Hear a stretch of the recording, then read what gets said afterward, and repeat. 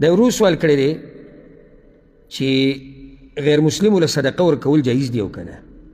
ور یو صدقه یو زکات دی. زکات خو هغه چې په انسان باندې لازمي او رکن دی په هغه چا باندې چې هغه سره نصابي ځان له مسلې دي. نو اکثر علما جمهور علما بلکې په دې یو قسم اتفاق دی چې زکات غیر مسلمو له نشي ورکولی. زکات غیر مسلمو له نشي ورکولی ځکه چې الله قرآن کې هغه ځایونه ذکر کړي کوم ځایونو کې چې زکات ورکولی شي او د دوی ذکر پکې نشته. هر چې عامه صدقه ده نو دا غیر مسلمو له ورکولی شي چې خپلواني ملګری، خو په شرط د دې چې حربي کافر بنئ. حربي څه مطلب دی؟ چې موږ سره جنګ نه کوي. لکه اوس یو کافر د مسلمانانو سره جنګ کوي او ته ځې څه وله ورکوې؟ صدقې او زموږ دشمن دی.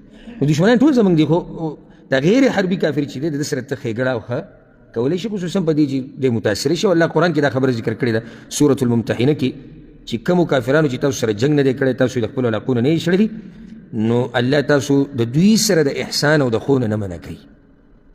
او په دې یو ښایسته دلیل دی. اسماء بنت ابي بکر رضی الله عنهما، اسماء راله په رسول صلی الله علیه وسلم په صحیح بخاري کې دا روایت دی.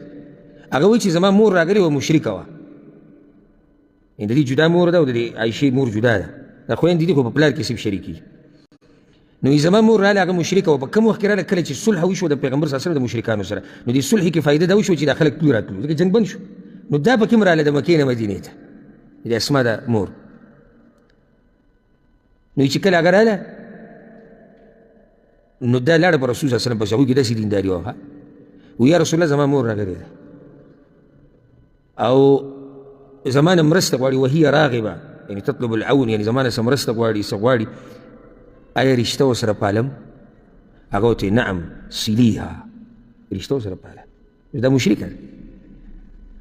او دغه شان عایشه رضی الله عنها وایي، دا روایت امام احمد راوړی دی چې یو یهودۍ زنانه راغلې وه زما کور ته او زما نه څه غوښتو، نو یې ما وله ورکړو.